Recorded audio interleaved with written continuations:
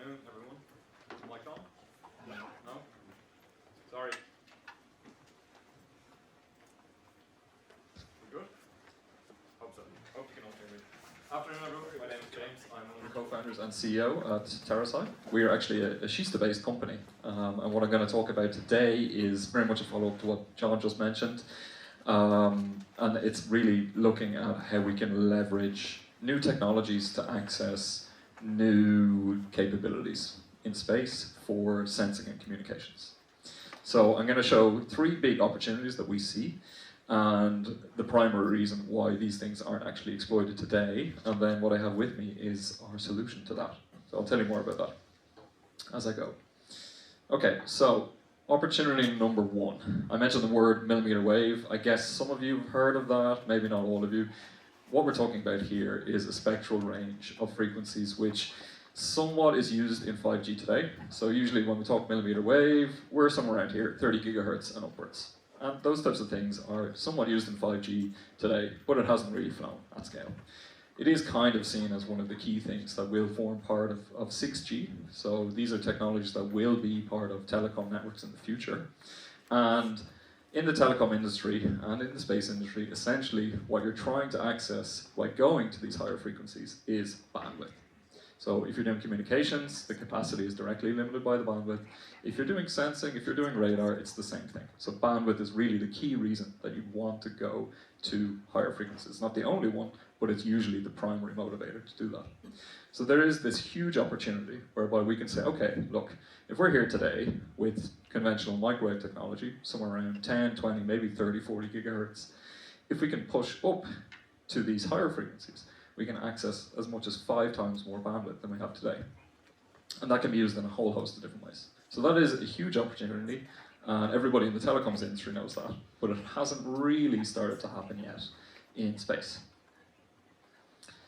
The second one is size and weight savings. So what this image here shows you is essentially taking a very, very simple component. In this case, it's an antenna, and scaling it from low frequencies, like what we have today, all the way up to these higher frequencies. And the two green dots on the right over here, that's actually where we're working. So very, very high frequencies. And this component has exactly the same performance. But just as due to simple physical scaling laws, it gets over 700 times smaller. So all of you are in the space industry, I don't really have to explain to you that this could be a huge gain for putting these types of components in space. So again, huge opportunity, massive potential savings there just by shrinking things down. The third one is very, very interesting as well. This is kind of one area that is less talked about in the telecoms industry.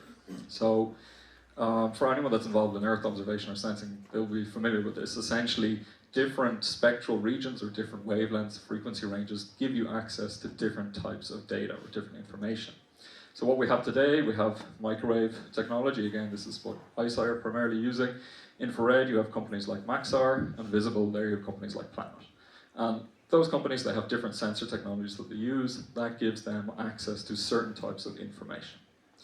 And because right now there's this big gap here between microwave and infrared, there is a whole host of information and data sources that we know about that we could tap into, but that aren't actually exploited at scale. There are some niche scientific instruments that are up there in space today that use these millimeter wave and terahertz frequencies, but it is not exploited at scale. So those are the three opportunities that we see. Number one, bandwidth. Number two, massive potential size savings. And number three, access to new data sources.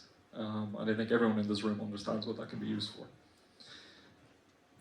But if you look at the hardware and how these payloads typically look today, you will usually find something like this. So if you open up one of these scientific instruments that I mentioned, you will get what I like to call the $1 million shoebox. This is a shoebox-sized instrument made with technology that was originally developed in the 1940s. So just to give you some kind of scale here, one piece in this system, this piece alone, is around 2 inches long and can cost $5,000, $7,000, $8,000. And then you say, okay, this system is made up of 20 or 30 of those, and you have to put it all together. So this thing is typically 10, 12 kilos, and like I said, the size of a shoebox.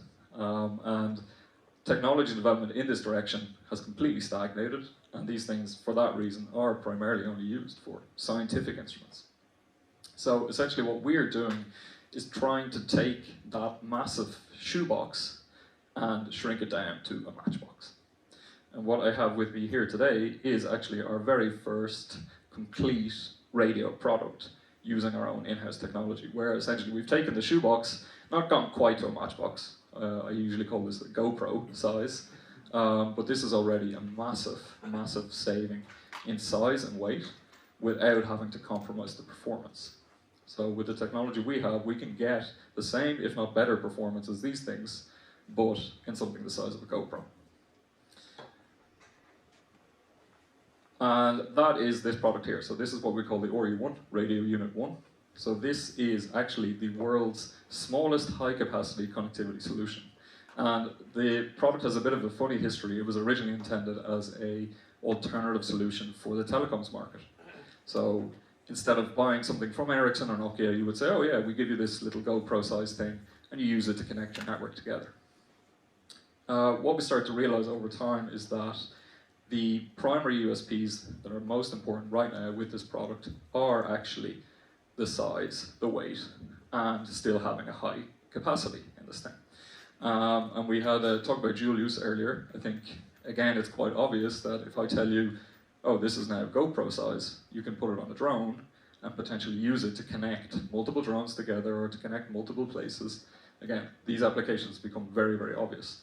So we are now actually positioning this more as a connectivity solution for dual-use applications, both on Earth, on drones, and also potentially up in space. And what makes all of this possible is our own special technology, which is what we call AirCore. So this is a technology we spent 15 years developing at KTH here in Sweden. And I won't go into the technical details of it, but essentially the AirCore part is all of the fancy looking gold thing that you see here. So this is a very, very complex structure made out of lots of different layers where we're able to recreate all of these components that I showed you in this large shoebox size system. So all of that is in this can, and all of that is made and built here in Kista. And this, I'm going to finish on, this is just a teaser for what's coming soon. So these products we're going to launch to market later this year, and we're going to show more about the whole kind of vision and the long-term plan for the company next month. But I think this gives you a bit of a hint of where we're going with this. We're very interested in talking to anyone who is working in dual-use space technology and might need new payload solutions for accessing new data. So yes, I'm going to leave it there. Thank you very much. Brilliant.